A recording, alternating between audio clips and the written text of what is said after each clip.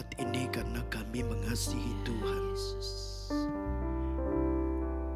Kami ada karena kami ingin memberikan seluruh hidup kami untuk mengerti kehendak Tuhan, supaya kami bisa memenuhi panggilan Tuhan dalam hidup kami dan melakukan kehendak Tuhan. Itu sebabnya ini waktunya bagi kami untuk mendengarkan firman-Mu. Karena firman-Mu itu kekal adanya. Langit dan bumi akan berlalu, tapi firman Tuhan akan tetap tinggal selama-lamanya. Karena itu Tuhan, kami bukan hanya mau mendengar firman-Mu, tapi kami janji kami akan simpan firman-Mu dalam hati kami. Merenungkannya dan melakukannya dalam hidup kami, supaya Tuhan dipermuliakan. Tolong hamba-Mu dengan bahasa yang sederhana untuk bisa menyampaikan apa yang menjadi pesan Tuhan. Bahkan ketika pesan itu harus datang sebagai sebuah teguran, sebuah pengajaran, didikan. Kami mau Tuhan meresponi firman-Mu dengan hati yang benar di hadapan Tuhan. Terima kasih. Kami siap belajar firman-Mu di dalam dan demi nama Yesus Kristus. Haleluya. Amin. Silakan duduk Bapak Ibu, shalom. Ya, kita sudah ada di bulan yang ke-10. Dan Bapak Ibu, bulan Oktober Gereja Bethel Indonesia menetapkan satu tema secara keseluruhan buat semua gereja-gereja lokal yang ada, yaitu kita akan bicara tentang misi. Nah, kalau Bapak Ibu suka dengan tema hari ini, saya mau kasih tema SOS. Ada yang tahu ini? Ini adalah sebuah pesan penting, ya, pesan emergensi, ya, pesan yang sangat mendesak dan diharapkan sebuah respon cepat, ya, SOS, ya, save our soul, selamatkan jiwa kami. Kalau enggak segera ditolong, maka kematian akan segera menghampiri. Kalau enggak segera ditolong, maka akan ada hal-hal buruk yang sedang menunggu. Jadi ini adalah sebuah pesan Morse, ya, titik, garis, titik. Saya ngerti karena saya waktu SMP saya pegang bagian Morse, ya. Jadi ini pesan penting yang disampaikan, ya. Pesannya sebenarnya ini, tolong saya, segera tolong saya. Ini adalah sebuah kondisi yang sangat emergensi. Nah, Bapak Ibu yang dikasih oleh Tuhan, berapa banyak di antara Bapak Ibu Saudara yang percaya bahwa kiamat itu akan ada? Boleh lambaikan tangan yang percaya bahwa dunia ini akan berakhir. Oh, enggak banyak ya? Ya, coba saya tanya lagi. Mungkin ketutup ya. Kiamat, ya. Tahu Bapak Ibu kiamat? Ya, tahu ya? Berapa banyak, coba pikir, ya. Berapa banyak yang percaya bahwa dunia ini akan berakhir dan umumnya disebut sebagai kiamat? Yang percaya boleh angkat tangan. Oke. Ya. Nah, Bapak Ibu, dunia, bumi tempat kita tinggal itu akan selesai, tapi kehidupan itu tetap kekal. Betul? Ya. Gedung-gedung pencakar langit itu kemudian akan lenyap. Rumah mewah, mobil mewah akan tidak ada lagi. Betul? Ya, bahkan harta benda, semua yang indah-indah yang kita lihat di alam ini, ya, Alkitab berkata langit dan bumi akan lenyap. Walaupun Tuhan nanti akan membuat bumi yang baru buat kita, tapi yang kita lihat hari ini, yang saudara tinggal hari ini, Alkitab berkata itu akan dihancurkan. Ya. Nah, Bapak Ibu, artinya Bapak Ibu, kehidupan di atas muka bumi ini akan berakhir. Tidak selama-lamanya Bapak Ibu. Ya, ketika kehidupan berakhir di bumi ini, maka akan berlanjut kepada kehidupan yang kekal. Ya, jadi jangan cintai yang fana yang ada di dalam dunia ini. Jangan habiskan seluruh energi, waktumu dan hatimu hanya mengejar sesuatu yang kemudian nanti akan ditinggalkan, yang kemudian nanti akan hancur. Ya, karena Yesus berkata, langit dan bumi akan berlalu. Akan ada kemudian api hujan belerang menghancurkan bumi. Semua akan lenyap. Ya. Tapi firman Tuhan akan tetap selama-lamanya. Kenapa kita tidak mengejar yang selama-lamanya ini? Ya. Nah, kalau kita sadar bahwa dunia akan berakhir, dunia yang fana ini akan berakhir lalu berlanjut kepada kehidupan yang kekal. Entah itu di neraka, entah itu ada di surga, entah itu yang disebut Hades atau Firdaus. Tapi kita tahu pasti bahwa kehidupan di dunia ini hanya sementara. Keputusan kita akan di mana kekekalan itu keputusan selagi kita masih ada di dalam dunia ini. Nah, Bapak Ibu Saudara yang dikasihi Tuhan, melihat saudara, saya percaya saudara orang-orang yang telah diselamatkan. Amin.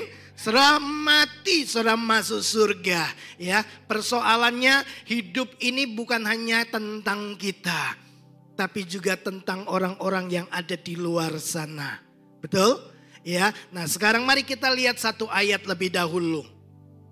Di dalam 2 Korintus 5 ayat 15 dikatakan demikian.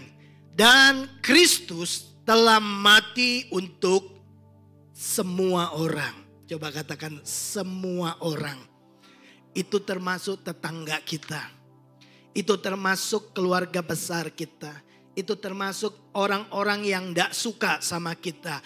Itu termasuk orang kaya, orang miskin, orang cacat, orang normal, dan orang sakit, orang sehat. Semua orang Yesus sudah mati buat mereka. Persoalannya adalah Bapak Ibu, apakah semua orang telah mendengar kabar baik ini? Bahwa Yesus sudah mati buat mereka, tebus dosa mereka, sehingga waktu mereka percaya mereka beroleh hidup yang kekal. Nah, ini pertanyaan buat kita. Apakah mereka sudah mendengarkan berita ini? Apakah mereka sudah menerima kabar baik ini? Kita bisa membayangkan, saudara sudah pasti tahu bahwa kalau orang belum mendengar kabar baik, mereka tidak tahu tentang kabar baik ini, kita tahu akibat yang akan ditanggung oleh mereka, kematian yang kekal. Sebab di bawah kolong langit ini tidak ada nama lain yang olehnya kita bisa beroleh keselamatan selain di dalam nama Tuhan Yesus Kristus. Deal, clear itu. Tanpa Yesus, Bapak Ibu, kita akan berujung kepada kebinasaan yang kekal. Nah, persoalannya, Yesus memang mati buat semua orang, tapi apakah semua orang tahu bahwa Yesus mati buat dia? Beberapa orang tahu dan percaya bahwa Yesus mati buat orang-orang Kristen. Bukan buat semua orang. Di pemakaman saya selalu berkata orang Kristen jangan eksklusif. Sebab Yesus mati bukan buat orang Kristen saja. Yesus mati buat semua orang. Yesus tidak datang bawa agama karena agama sudah pasti tidak akan selamatkan kita. Agama itu adalah upaya manusia untuk mencari Tuhan. Kekristenan Tuhan mencari manusia. Sangat berbeda. Ya. Nah, agama mengupayakan tindakan untuk bisa diselamatkan. Kekristenan kita diselamatkan karena iman oleh anugerah dalam Yesus Kristus. Amin.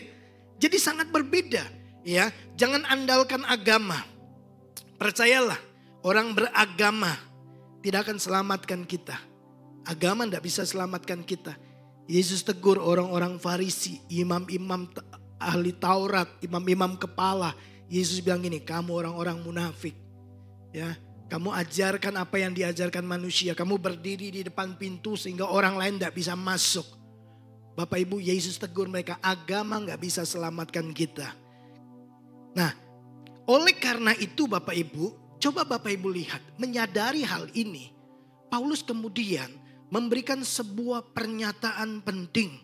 Nah, saya berharap Bapak Ibu tolong perhatikan ini dan biarkan makna dan kedalaman pernyataan Paulus ini meresap di dalam hatimu. Paulus bilang begini, dia katakan, bagi orang-orang yang lemah, aku menjadi seperti orang yang lemah. Menjadi seperti bukan menjadi sama, ya.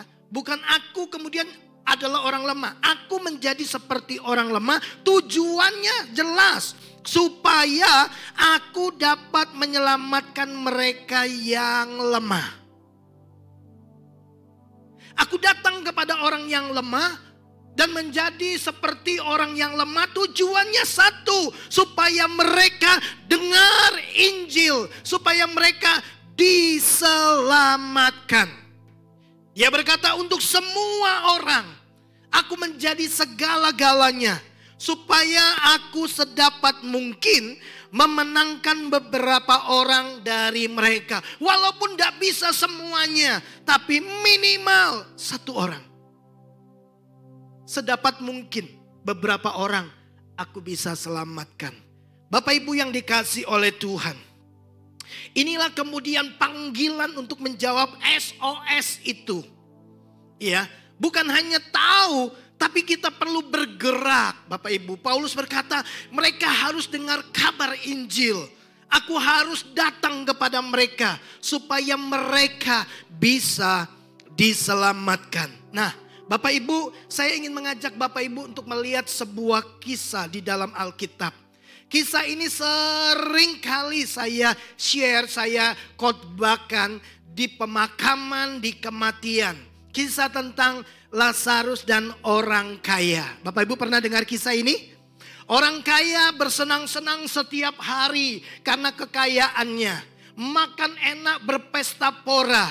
Di depan rumahnya ada seorang yang miskin. Ya, bahkan badannya penuh dengan borok, setiap hari dijilat-jilat sama anjing. Dan dia tidak punya makanan. Ironis, dua kehidupan yang sangat berbeda di tempat yang tidak jauh. Satu di dalam berpesta, yang di luar kelaparan dan menderita. Kita dengar cerita ini kan? Lalu Lazarus meninggal, dibawa oleh malaikat, duduk di pangkuan Abraham. Tidak berselang lama ternyata orang kaya pun meninggal. Jadi kematian itu untuk semua orang. Ya. Jadi yang miskin meninggal, yang kaya meninggal. Nah, kita tahu di dalam Injil Lukas ini kemudian diceritakan bagaimana orang kaya ini sangat menderita. Lalu waktu dia melihat ke atas, dia melihat ada Lazarus. Ternyata nanti di kekekalan kita masih saling kenal Bapak Ibu. Bahkan yang luar biasa Bapak Ibu, pengetahuan kita tuh tiba-tiba seperti kayak menjadi sempurna. Ya. Orang kaya ini tiba-tiba bisa mengenali Bapak Abraham. Padahal ribuan tahun Abraham hidup sebelum orang kaya ini ada. Ya kan? Ribuan tahun tapi dia bisa tahu Bapak Abraham. Gitu ya. Nah, Bapak Ibu kemudian dia berkata, tolong supaya Lazarus celupkan jarinya. Karena aku sangat menderita, haus, panas, tersiksa, tidak enak. Nah, yang menarik Bapak Ibu, kalau saya biasa sharing, saya sering khotbah, saya selalu ingatkan setiap kita supaya jangan terlambat. Betul? Kalau Bapak Ibu pernah dengar saya sharing ini, jangan terlambat untuk bertobat, jangan terlambat untuk berbuat baik. Tapi tiba-tiba Bapak Ibu, saya membaca dua ayat ini menjadi sangat penting menjadi pesan kita pagi hari ini. Dan itu mengejutkan. Dan saya mau Bapak Ibu perhatikan ayat ini. Saya baca dalam terjemahan bahasa Indonesia masa kini. Ya, setelah dia minta Bapak Abraham supaya Lazarus celupkan jarinya, Bapak Abraham bilang begini, "Nak, di tempatmu dan tempat kami jaraknya terlalu jauh. Ada jurang yang memisahkan. Yang di sana tidak bisa ke sini, yang ke sini tidak bisa ke sana." Ingat baik-baik Bapak Ibu, yang di sana nggak bisa pindah ke sini. Jangan berpikir doa orang banyak bisa memindahkan yang dari tempat penyiksaan kepada tempat kesenangan dan kebahagiaan. Tidak bisa. Yang di sini juga nggak bisa ke sana. Ada jurang yang memisahkan. Nah, setelah Abraham menjawab itu, inilah yang dikatakan oleh orang kaya yang sedang menderita itu. Perhatikan baik-baik Bapak Ibu. Saya kasih beberapa warna menjadi poin penting buat kita. Kalau begitu Bapak Abraham, kata orang kaya itu, saya minta dengan sangat Bapak mengutus Lazarus ke rumah ayah saya. Ada 5 saudara saya di situ. Suruhlah, terjemahan lain, utuslah Lazarus memperingatkan mereka supaya jangan sampai mereka pun jatuh ke tempat siksaan ini. Bapak Ibu perhatikan ini baik-baik. Orang kaya ini kemudian memberikan kepada kita sebuah perenungan penting hari ini. Bapak Ibu, kata yang perlu kita renungkan, 2 kata penting yang menurut saya harus kita dengar hari ini adalah utuslah. Tujuannya apa? Supaya jangan sampai. Kata pertama, utuslah seseorang kepada saudara-saudaraku. Kata kedua, supaya jangan sampai mereka datang ke tempat ini. Saya berharap Roh Kudus membakar hati saudara dan hati saya dengan 2 kata ini. Karena 2 kata ini adalah seruan dari Hades. Tempat penyiksaan dunia orang mati. Kata bahasa aslinya Hades. Bahasa Inggris terjemahkan hell, neraka. Karena ada api yang membakar. Nah, yang menarik waktu saya membaca ini Bapak Ibu, ternyata di Hades, di tempat penyiksaan itu ada seruan, ada SOS. Ada satu pesan emergency. Nah, pesan itu adalah 2 kata ini. Ya, utuslah. Jangan sampai. Wow. Kalau semua dengar pesan penting pagi hari ini, 2 hal ini harus meresap di dalam hatimu. Ada seruan, ada teriakan minta tolong. Permohonan dengan ratap tangis. Utuslah seseorang supaya keluargaku, saudara-saudaraku jangan ke tempat ini, ke tempat penderitaan ini. Utuslah seseorang. Jangan sampai ibuku, papaku, anakku, saudara laki-lakiku, saudara perempuanku, tetanggaku, iparku, mertuaku. Jangan sampai mereka ada di tempatku ini. Aku tidak bisa keluar. Tapi paling tidak, utuslah seseorang kepada mereka supaya mereka tidak masuk ke tempat ini. Dulu saya berpikir Bapak Ibu waktu baca kisah ini, saya cuma berpikir begini, tidak ada lagi harapan untuk orang-orang yang ada di Hades. Tidak ada lagi harapan di tempat itu. Tapi waktu saya membaca kisah ini, ternyata masih ada sebuah harapan. Dan harapan itu memang bukan untuk mereka. Tapi harapan untuk orang-orang yang mereka kasihi. Mereka masih punya harapan supaya orang-orang yang masih hidup, yang mereka kasihi, jangan sampai mereka ke tempat ini. Siapa orang-orang yang sudah berpulang yang Bapak Ibu kenal? Katakanlah begini, almarhum Bapak Pendeta Hartoyo. Lalu ada seseorang di Hades, mungkin kenal sama beliau.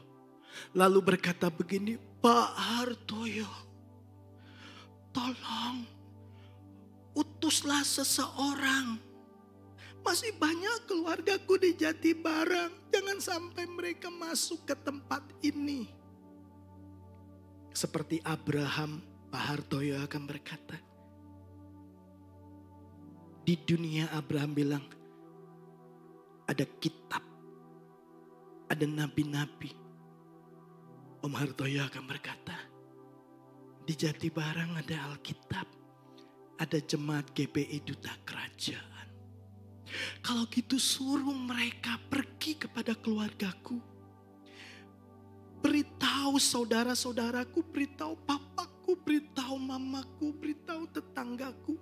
Jangan sampai, Bapak Ibu bisa tangkap, sebuah harapan yang diserukan dari Hades.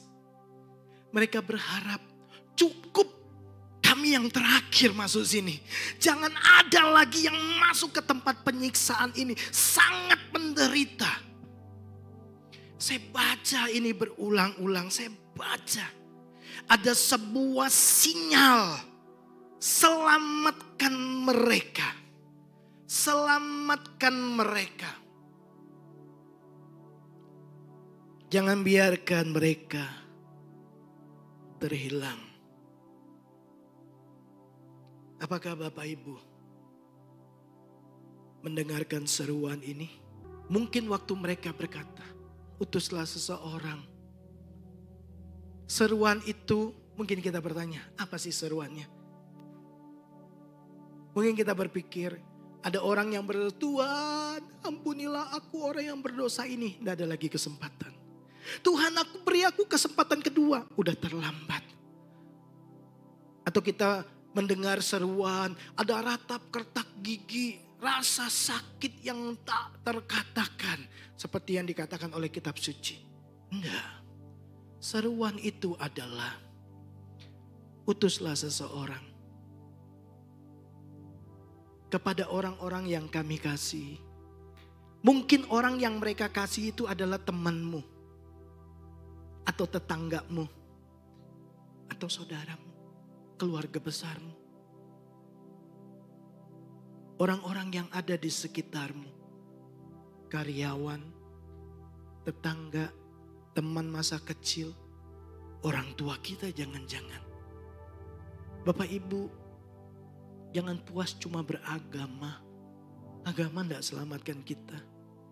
Agama Kristen itu tidak selamatkan Bapak Ibu Saudara. Yang selamatkan Bapak Ibu Saudara itu Tuhan Yesus yang mati, yang akan kita peringatkan hari ini lewat perjamuan kudus. Bukan kebaikan kita yang membuat kita selamat. Bapak Ibu yang dikasihi oleh Tuhan. Faktanya adalah tidak semua orang percaya mendengar seruan ini.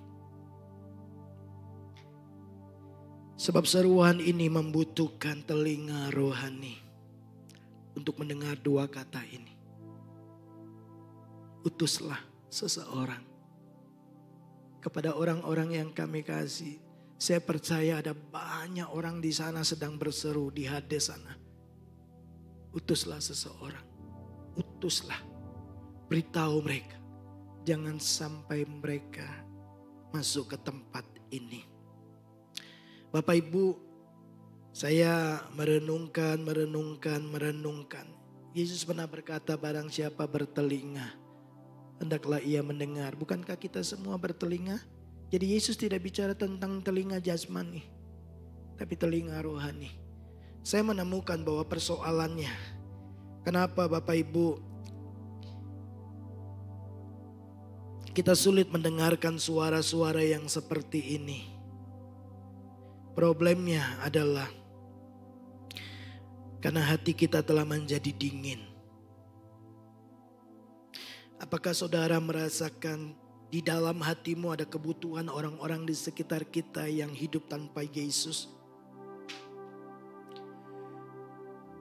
Ada orang-orang yang berseru, utuslah seseorang supaya keluargaku tidak masuk ke sini.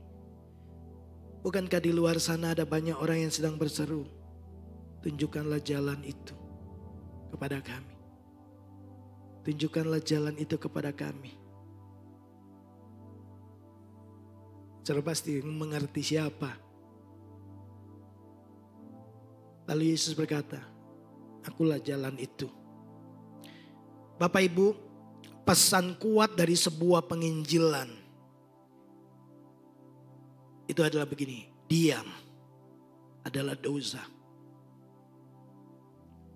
Dan memang demikian, menutup mulut, tidak membagikan kabar baik ini kepada orang lain, dan membiarkan mereka tersesat dan terhilang. Bahkan juga menutup telinga, tidak mendengarkan seruan orang-orang yang membutuhkan keselamatan, juga adalah dosa. Semua ini disebabkan oleh karena ketidakpekaan. Tadi yang saya katakan, karena kasih kita telah menjadi dingin. Saudara pasti tahu bahwa kasih itu adalah motivasi dari seluruh perjalanan kehidupan kekristenan kita. Saudara dan saya tidak ada apa-apanya tanpa kasih. Betul? Ya. Bahkan yang terhilang pun tidak punya arti apa-apa bagi Bapak Ibu Saudara. Mereka terhilang ya terhilang lah. Kalau kita tidak punya kasih. Jutaan orang binasa tidak akan menyakiti saudara. Saudara tidak peduli. Itu hidup mereka.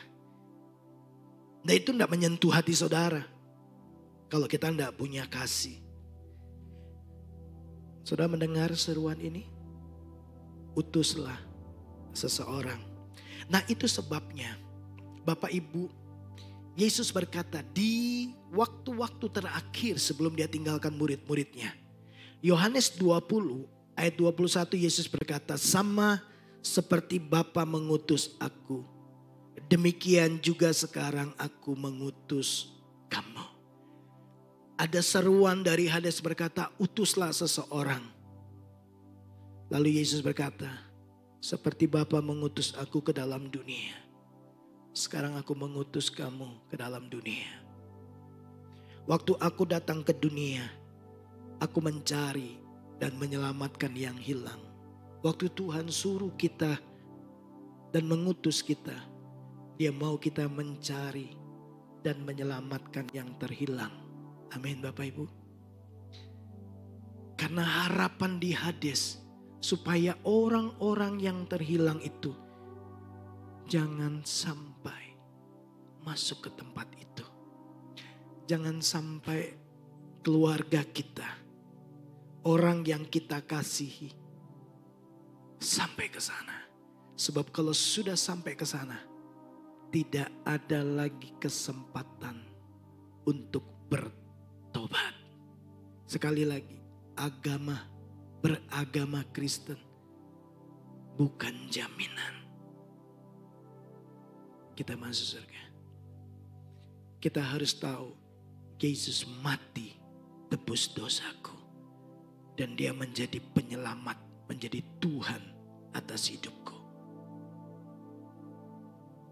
Nah, Bapak Ibu, kalau begitu, bukankah Tuhan sedang mengutus saudara dan saya menjawab seruan dari Hades, dari dunia orang mati yang sedang berteriak, selamatkan saudara-saudaraku, jangan biarkan mereka ke sini, selamatkan orang yang aku kasihi, selamatkan papaku, mamaku, kakakku, adikku, iparku, mertuaku, bahkan musuhku, jangan biarkan mereka ke tempat ini. Saya berharap ini membakar hati Bapak Ibu Saudara. Karena ribuan orang sedang berjalan ke arah sana tanpa mereka mengerti bahwa mereka sedang menuju kepada kebinasaan. Karena orang Kristen tidak mau diutus. Karena orang Kristen tidak mau menjawab panggilan emergensi ini. Bagaimana kita kemudian meresponi dan menjawab SOS, seruan dari Hades ini? Jelas kita tahu bahwa saudara harus menjadi saksi Yesus.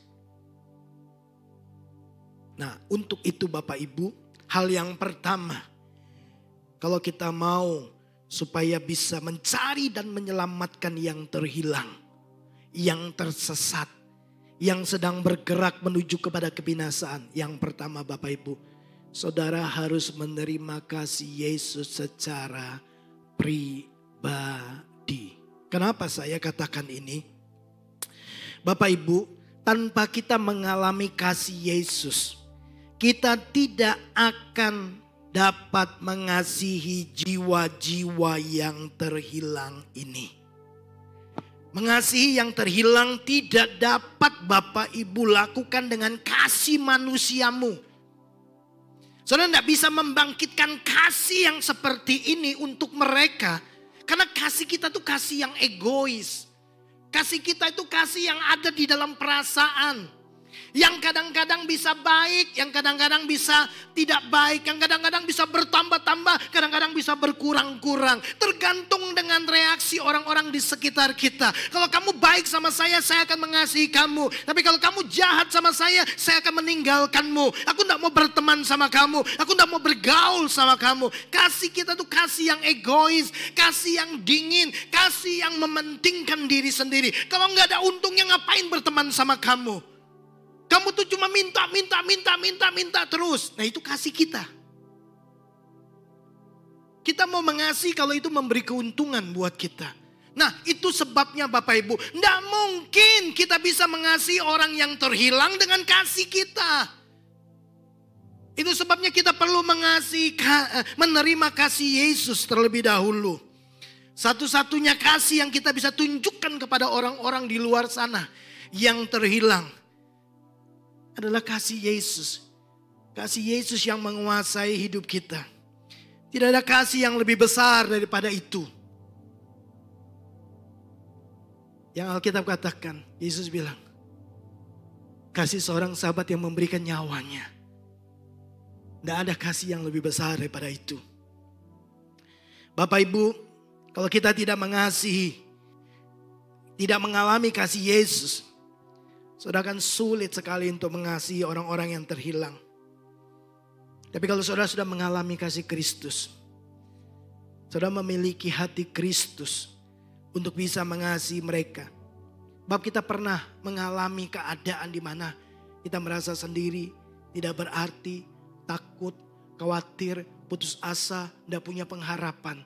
Tapi waktu kita bertemu dengan Yesus, hidup kita diubahkan. Itu sebabnya kita bisa mengerti bagaimana keadaan di luar Yesus. Kita bisa peduli, kita punya belas kasihan kepada mereka. Kita punya hati Yesus, kita punya kasih Yesus. Bapak Ibu yang dikasihi oleh Tuhan, kalau kita mengalami kasih Yesus, kita akan mengasihi mereka seperti Yesus mengasihi mereka. Kasih Yesus adalah kasih tanpa syarat. Betul Bapak Ibu? Kasih Yesus kasih yang rela berkorban. Bagaimana mungkin mengasihi orang-orang di luar sana tanpa saudara tidak punya kasih Yesus? Mari kita lihat apa yang Paulus kemudian definisikan tentang kasih. 1 Korintus 13, Paulus memulai dengan begini. Sekalipun aku bisa berkata-kata dengan seluruh bahasa manusia, bahkan bahasa malaikat, kalau aku tidak punya kasih, tidak ada gunanya. Tong gosong nyaring bunyinya. Sekalipun aku membagikan semua hartaku, kalau aku tidak punya kasih, tidak ada artinya. Sekalipun aku memberikan diriku untuk dibakar, tapi kalau aku tidak punya kasih, dia bilang tidak ada artinya. Lalu dia berkata, kasih itu sabar. Bukankah melayani orang-orang yang terhilang, mencari mereka yang terhilang dan menyelamatkan mereka, butuh kesabaran? Tidak bisa dilakukan dalam satu hari. Kadang-kadang mereka menolak kita. Kita butuh kasih Yesus. Kasih yang sabar. Kasih yang murah hati. Terus memberi. Tanpa syarat. Tidak meminta balasan. Tidak memegahkan diri. Tidak sombong. Tidak melakukan yang tidak sopan. Tidak mencari keuntungan diri sendiri. Bapak Ibu baca. Kalau kita memiliki kasih seperti ini. Kita punya hati seperti Yesus untuk mengasihi mereka. Allah adalah kasih. Gantikan kata kasih dengan nama Yesus. Yesus itu sabar. Yesus itu murah hati. Yesus tidak cemburu. Yesus tidak memegahkan diri. Yesus tidak sombong. Yesus tidak melakukan yang tidak sopan. Yesus tidak mencari keuntungan diri sendiri. Sekarang gantikan kata kasih dengan nama kita. Saudara akan temukan. Susah kan? Kalau kita pakai kasih kita. Insan itu sabar. Enggak. Murah hati. Enggak. Bapak Ibu. Itu hanya bisa terjadi. Kalau saya menerima kasih Yesus. Kasih itulah yang membuat saya bisa bertahan lebih lama. Kasih manusia itu terbatas. Orang bilang sabar itu terbatas. Kenapa? Karena kesabaran kita upayakan dengan kekuatan kita. Makanya terbatas. Tapi ketika kasih Tuhan kuasai kita bisa panjang sabar. Sekalipun kita dilukai, diperlakukan tidak adil, dicurigai dan lain sebagainya. Kasih itu tetap bisa menolong kita mengasihi mereka tanpa syarat. Bahkan rela berkorban. Lihatlah, waktu Yesus melihat orang banyak itu. Mereka baik-baik saja. Waktu Yesus lihat mereka bukan lagi menderita, lagi gelepar-gelepar kesakitan, kerasukan setan. Enggak, Yesus lihat orang banyak itu. Alkitab berkata, tergeraklah hatinya oleh belas kasihan. Sebab mereka lelah. Tidak tahu kemana hidup mereka sedang tuju. Mereka terlantar, Alkitab berkata. Kalau kita punya kasih Yesus, punya hati Yesus. Kita bisa melihat mereka seperti Yesus melihat mereka. Serta bisa punya belas kasihan. Mereka itu seperti domba yang tidak bergembala. Tapi kalau kita tidak punya hati Yesus, tidak punya kasih Yesus. Saya lihat orang di luar sana, ya udah itu hidup-hidupmu, ngapain ngurusi urusan orang, urusan saya sendiri masih banyak. Kita nggak peduli. Kita nggak peduli saudara-saudara seiman kita yang datang, nggak datang. Sudah 2 minggu nggak datang, kita nggak peduli. Kita nggak tanya juga. Kita nggak WA kenapa, bro, sis, kok nggak ke gereja? Kita abaikan saja. Karena kita nggak sungguh-sungguh mengasihi mereka. Waktu Yesus melihat Yerusalem, perempuan Yerusalem, Yesus menangis. Aku sebenarnya mau selamatkan kalian, tapi kalian menolak. Yesus sedih. Bapak Ibu, Yesus sedih melihat orang-orang di luar sana. Karena tidak ada yang mendengarkan seruan untuk menjadi orang yang terutus. Bukan tanpa alasan kita menjadi duta kerajaan Allah. Supaya kita peduli dengan orang-orang di sekitar kita. Kalau Bapak Ibu punya hati Yesus, punya kasih Yesus. Saudara tahu apa yang akan terjadi dalam hidup saudara? Itu akan mengubah semua hidup saudara. Ini akan menempatkan saudara pada kasih pada level supranatural. Di mana saudara akan mampu mengasihi orang-orang yang tidak menyenangkan. Mengasihi orang yang tidak tahu berterima kasih. Mengasihi orang-orang yang tidak saudara sukai dan yang tidak cocok dengan saudara. Saudara tetap bisa mengasihi. Mengasihi mereka yang acuh tak acuh kepada saudara. Mengasihi orang-orang yang acuh tak acuh terhadap Injil Tuhan. Saudara tetap bisa mengasihi mereka. Alkitab berkata, kasih Tuhan sudah dicurahkan dalam hidup kita lewat Roh Kudus. Roma 5 ayat 5. Kasih Yesus itu sudah ditaruh dalam hati kita. Ada. Jangan biarkan kasih itu menjadi padam, dingin. Jangan. Lalu apa yang harus kita lakukan yang kedua Bapak Ibu? Untuk menjawab panggilan SOS. Utuslah seseorang. Utuslah seseorang kepada orang-orang yang kami cintai.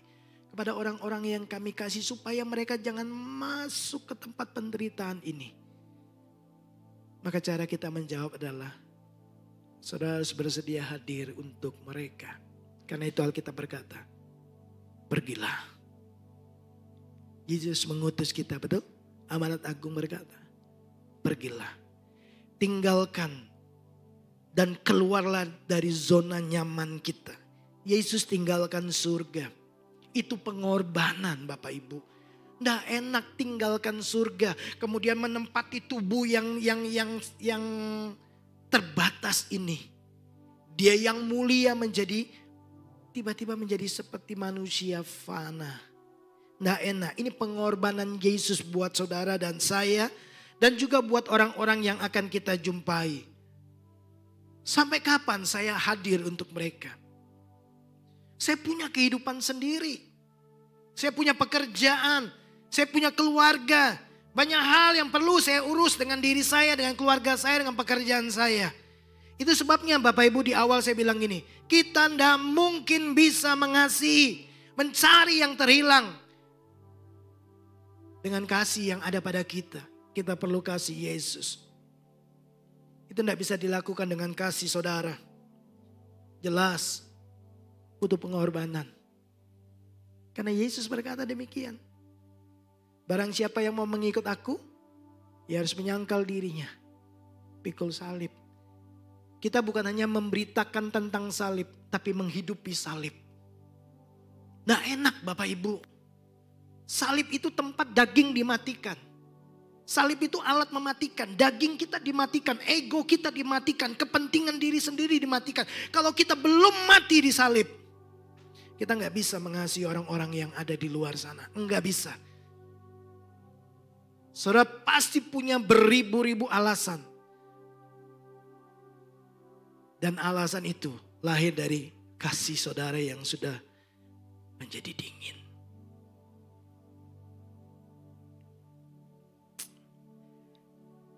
Bagaimana kita bisa tahu perasaan mereka? Kebutuhan mereka. Kalau kita tidak bersama dengan mereka. Kalau kita tidak datang menjumpai mereka, mengenal mereka. Tentu banyak yang harus kita korbankan Bapak Ibu. Tapi bukankah itu layak? Untuk satu orang diselamatkan? Bukankah satu orang diselamatkan itu membuat seluruh surga bersuka cita? Bukankah ketika satu orang datang kembali bertobat, Bapak Ibu lihat bagaimana reaksi dari Bapak ketika anak terhilang memutuskan begini, aku akan kembali ke rumah Bapakku. Waktu dia jalan, ternyata bapaknya sudah menunggu. Bapa di surga itu lagi menunggu setiap orang itu datang kepada dia. Ketika anak yang terhilang muncul dari kejauhan. Bapak Ibu lihat gini. Ada hati yang tidak bisa ditahan.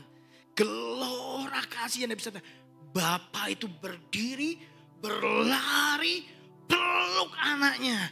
Dia nggak tanya, kenapa kamu berdosa? Kenapa kamu lakukan ini? Enggak. Dia bilang, tanggalkan pakaiannya. Kasih pakaian yang baru. Kasih cincin. Bikin pesta. Yang bisa membuat hati Bapa bergelora dan bersuka cita ketika ada satu orang bertobat.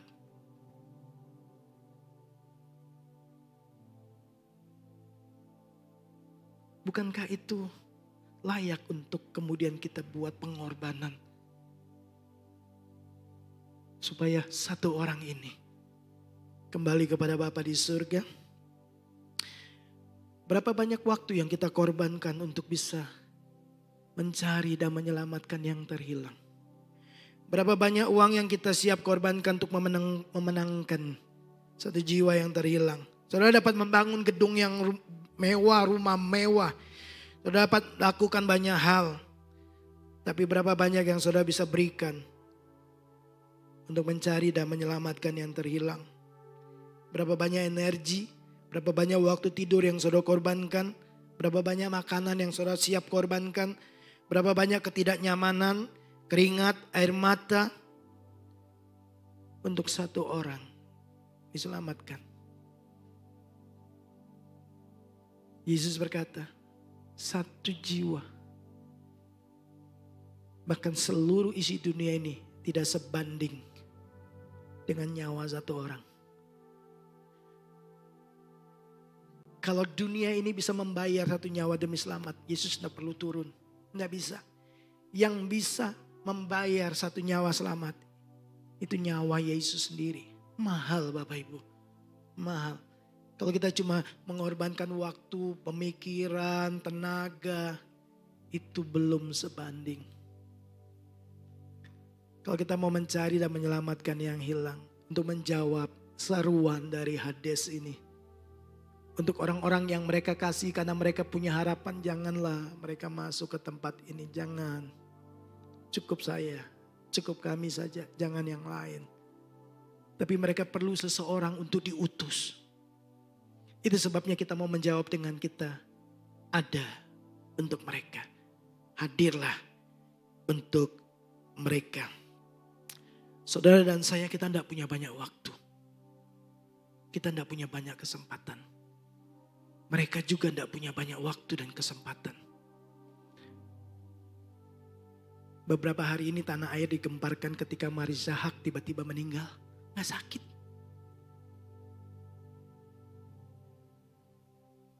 Anaknya berkata, aku menyesal. Kenapa aku ngomong kayak begini sama mama? Terlambat. Kita gak tahu siapa yang akan berpulang hari ini. Kita gak punya banyak kesempatan. Saya mau tutup dengan sebuah cuplikan film. Saya ingat waktu saya di Kalimantan, saya pernah bikin drama seperti ini. Judulnya adalah Surat dari Neraka. Kita akan lihat.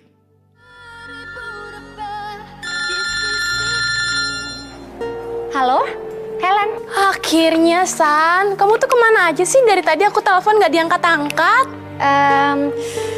Iya sorry ya, gak kedengeran tadi, maaf ya. Iya, nggak apa-apa. Kamu sekarang lagi di gereja ya? Iya. Jadinya kapan ngajak aku ke gereja kamu? Ntar kapan? Buktinya sekarang aja nggak jadi kan? Dusan aku tuh ngerasa sendiri tau nggak, di sini sepi. Pengen banget ngerti soal Alkitab. Ya paling nggak aku punya pegangan hidup lah. Iya Bawel. Oke? Ya. Bye. Halo? Nggak jadi lagi. Mau kapan?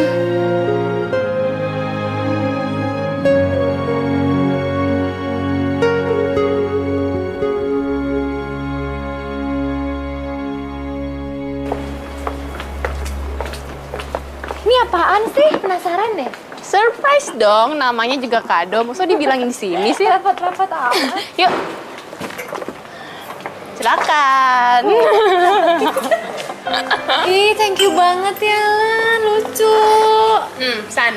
Ingat ya, friends forever. Ya? Oke? Thank you ya. Bentar ya.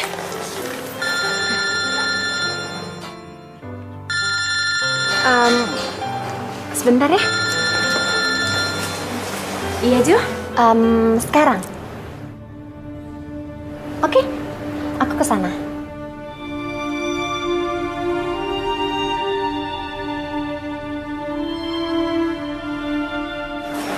Lan, gue cabut dulu ya sekarang ya.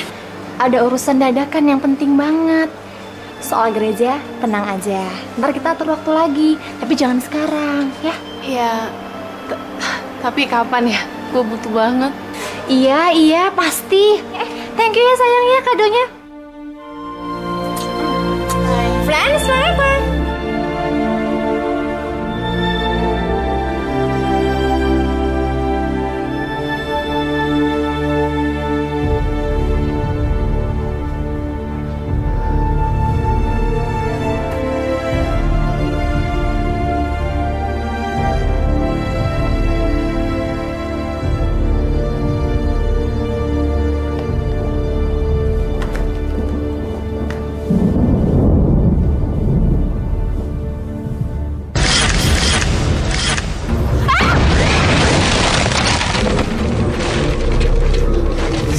Chandra, sahabat.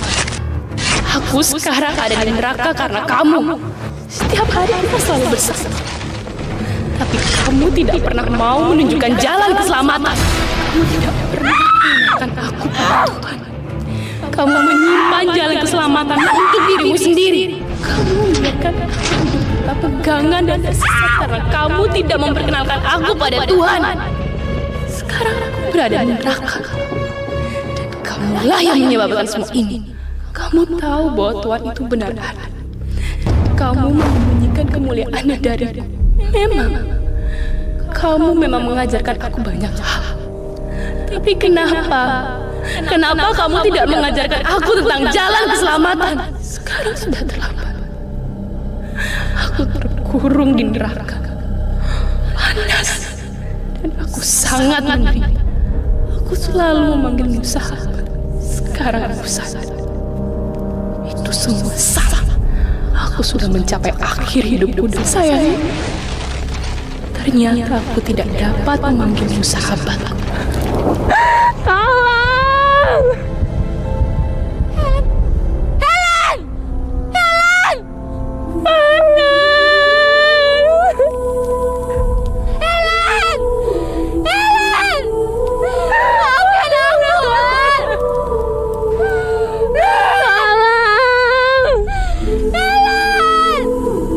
Helen! Maafkan aku, Tuhan! Tolong, mana?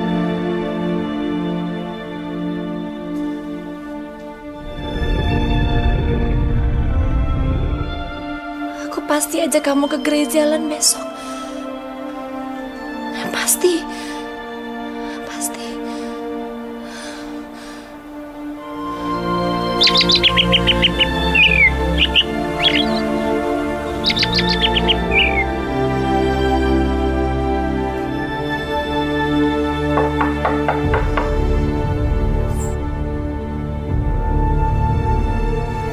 Kak, Helennya ada?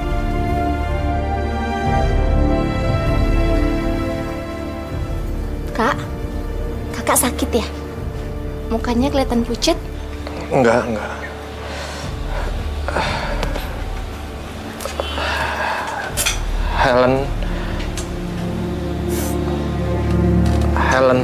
Helen kenapa, Kak?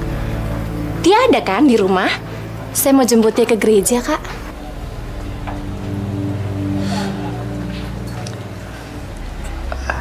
Helen semalam kecelakaan.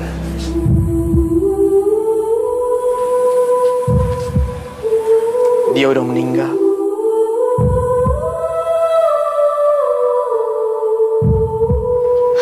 Kakak jangan bercanda, Kak. Saya serius, saya mau jemput Helen ke gereja, Kak.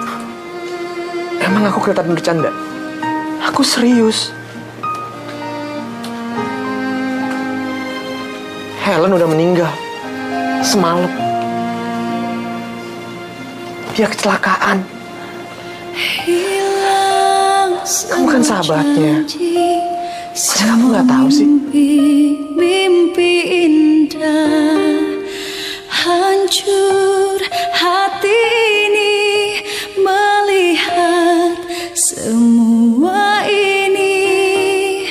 Lenyap, telah lenyap kebahagiaan di hati.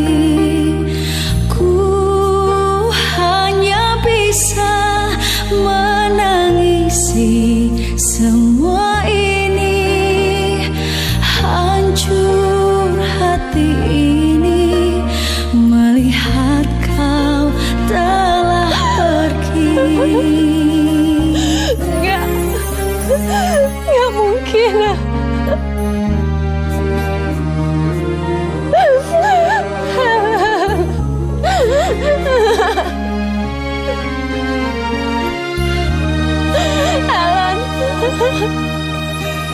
Ini aku salah. Gelap berkelabu. Aku mau jemput kamu ke gereja.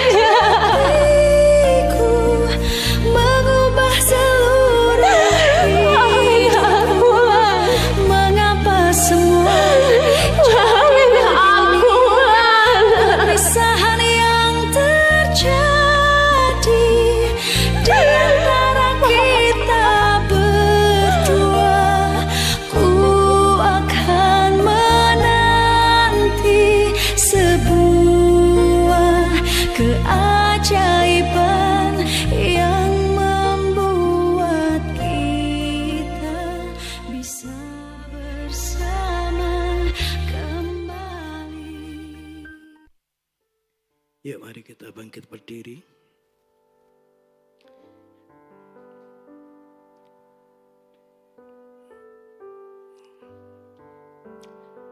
Kalau ada satu berita yang paling penting yang kita perlu dengar pagi ini adalah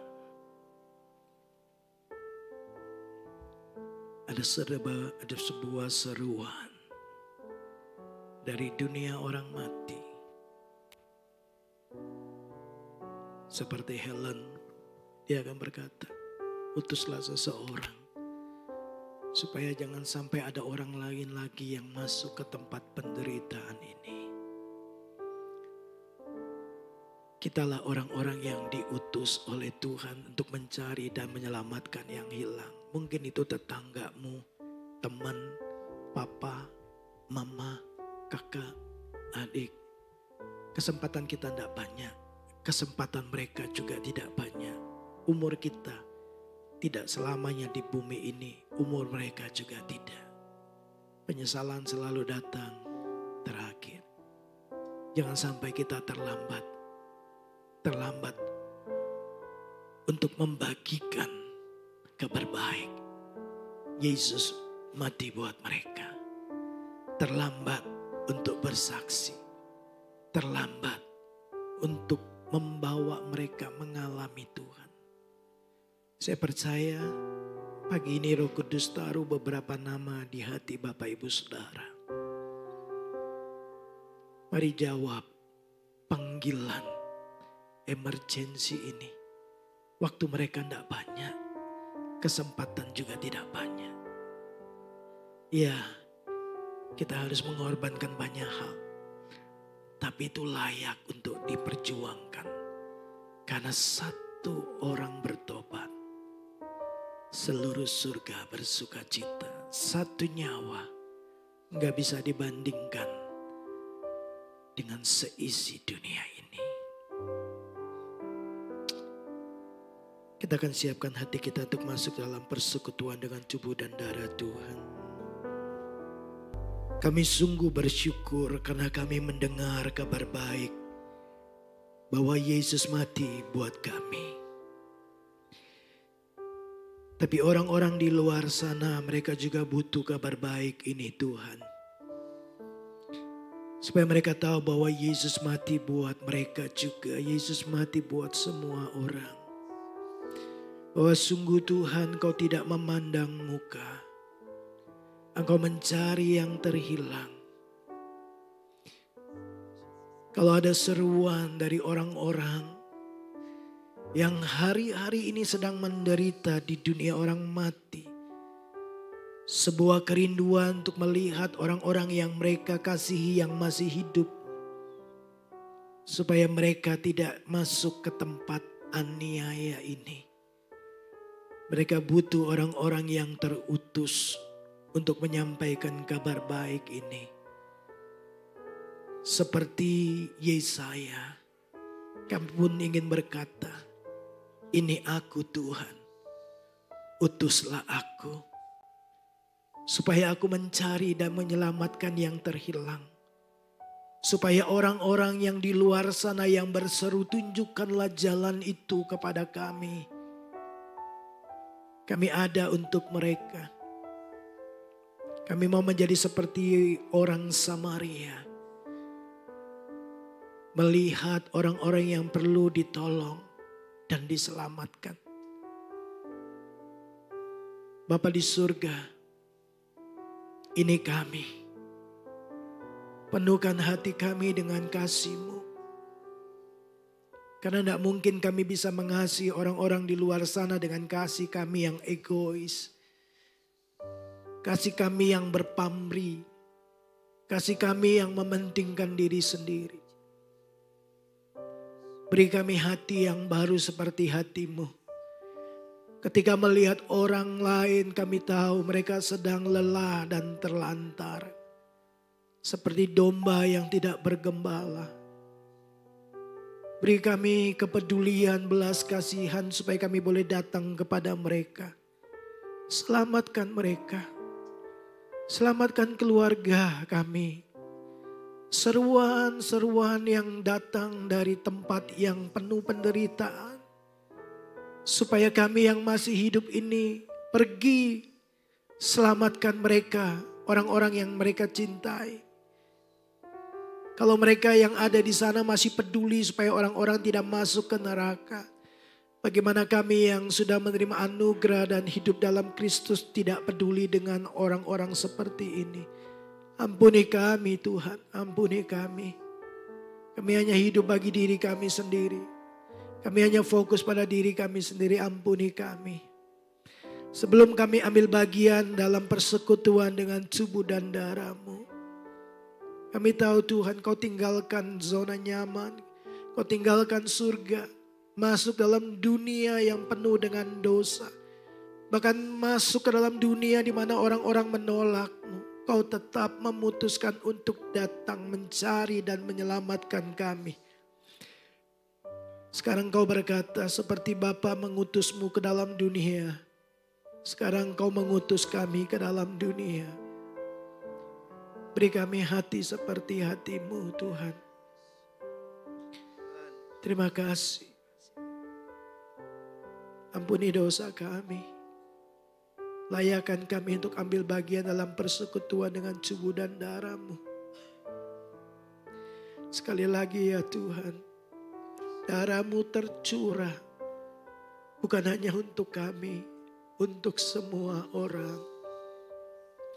Terima kasih. Biar kabar baik ini tersampaikan untuk semua orang. Terima kasih. Berkati roti dan anggur yang mengingatkan kami akan pengorbanan Yesus Kristus, tubuh yang terpecah-pecah, darah yang tertumpah hanya untuk menebus dan menyelamatkan kami orang-orang berdosa. Berkati juga hamba-hamba-Mu yang melayani. Bahkan setiap kami yang akan ambil bagian dalam persekutuan dengan tubuh dan darah-Mu. Kami semua diberkati. Kami semua kemudian akan menjawab panggilan ini. Terima kasih. Berkat-Mu atas roti dan anggur ini. Di dalam dan demi nama Yesus kami berdoa. Mari kita angkat roti di tangan kanan kita.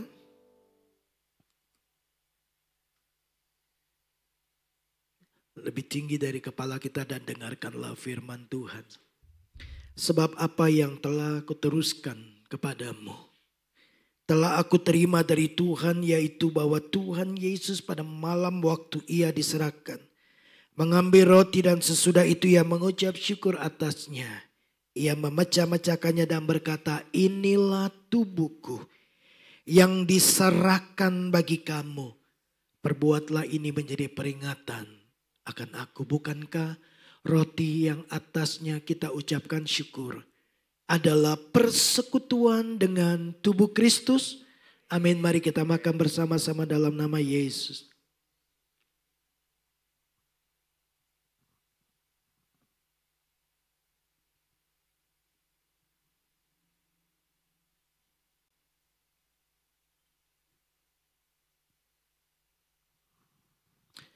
Mari kita angkat cawan di tangan kanan kita.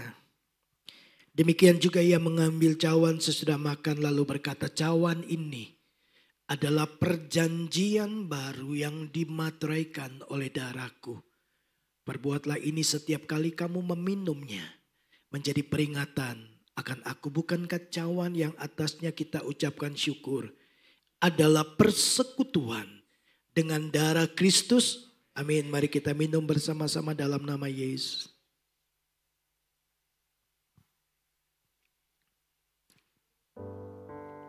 Mari ambil waktu bersyukur kepada Tuhan.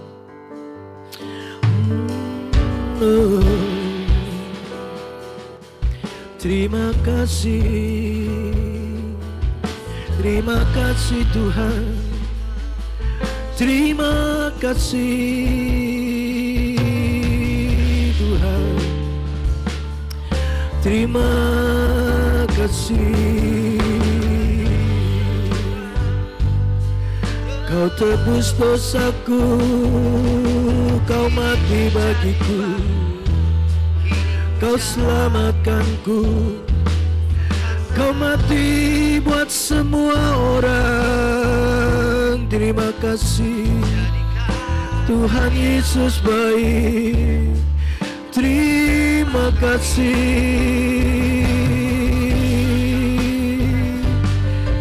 Utus kami, pakai kami Tuhan, cari dan selamatkan yang terhilang, mengasihi mereka seperti Engkau mengasihi mereka. Terima kasih Tuhan, terima kasih, terima kasih. Makasih buat kesempatan untuk ambil bagian dengan persekutuan di dalam tubuh dan darah-Mu. Biar yang membuat kami semakin manunggal dengan hati-Mu, mengasihi jiwa-jiwa yang terhilang, mencari dan menyelamatkan yang tersesat, bawa mereka kepada Tuhan. Terima kasih. Di dalam dan demi nama Yesus kami mengucap syukur dan berdoa. Haleluya. Sungguh Engkau ajaib, ajaib kasih-Mu atas kami, ajaib perbuatan-Mu atas hidup kami. Kami bersyukur di akhir ibadah kami, bagi Tuhanlah segala kemuliaan dan hormat. Terima kasih buat kebaikan Tuhan, kasih karunia-Mu. Terima kasih buat hati-Mu yang sudah disampaikan buat setiap kami. Tuhan, beri kami keberanian ilahi untuk pergi, untuk menyampaikan kabar baik kepada semua orang. Supaya tidak ada lagi orang yang kemudian terhilang dan masuk ke dalam tempat penyiksaan untuk selama-lamanya. Pakai kami, utus kami Tuhan sebagai duta-duta kerajaan Allah, supaya setiap orang boleh percaya kepada Tuhan. Terima kasih Bapa di surga. Sekarang Bapak Ibu yang dikasih Tuhan, arahkan hatimu, tadahkan tanganmu di hadapan Tuhan. Jemaat yang dikasih Tuhan, engkau terutus oleh kerajaan Allah untuk kembali kepada kehidupanmu, kepada seluruh aktivitasmu, menjadi duta kerajaan Allah, menjadi saksi Kristus untuk menyampaikan kabar baik, mencari yang terhilang, menyelamatkan yang tersesat, supaya mereka mengalami Tuhan. Oleh-Mu nama Tuhan dipermuliakan. Kita pulang membawa berkat Abraham, Ishak dan Yakub, berkat yang disempurnakan dalam Kristus Yesus, dalam persekutuan Bapa, Anak dan Roh Kudus. Dalam nama Yesus setiap kita yang percaya, kita terima berkat Tuhan. Sama-sama katakan amin. Selamat hari Minggu. Tuhan Yesus memberkati kita semua.